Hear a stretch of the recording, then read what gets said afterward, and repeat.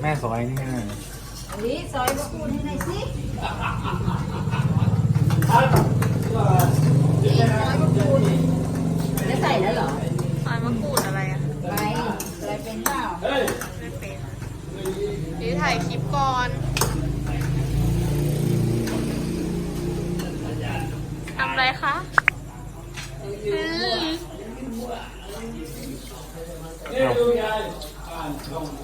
ฝั่งนู้นทำไมมีสองกระทะได้ไงโคตรกลิ้งไงโคตรกลิ้ง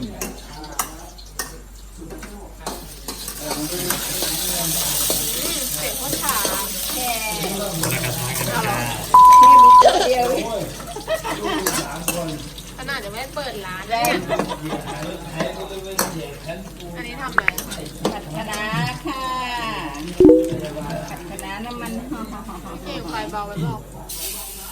รอไปมะกรูดไงโอ้นี่ติดมาวิผัดฮะเดี๋ยวคะน้าใส่อะไรใส่อ่ะ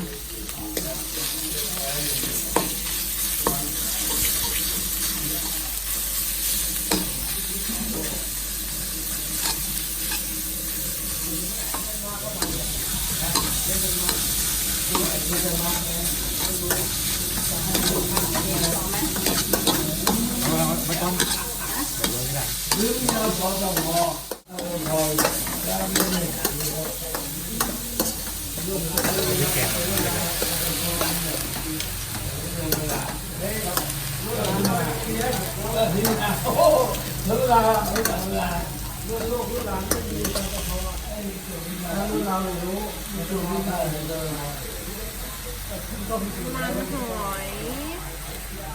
ยาวอ่ะ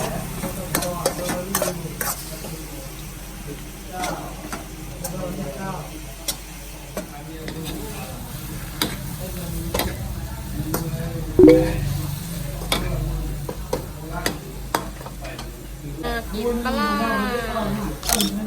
ไหลไม่โดนเรียบเลยนะเอาไปใส่อันนี้ก่อนคณะยอดผักเดี๋ยวอีกจานหนึ่งในวงเรานี่ไปเสิร์ฟจานนึงก่อนเบ๊ไปเอาไปไว้นู่นนี่เพิ่มสีสันคั่วกิ้งเมืองอะไร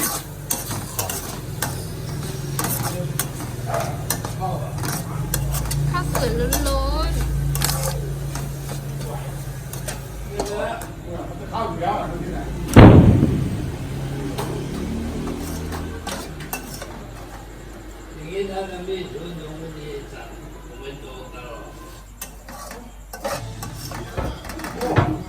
อันเดียวเลยเหรอ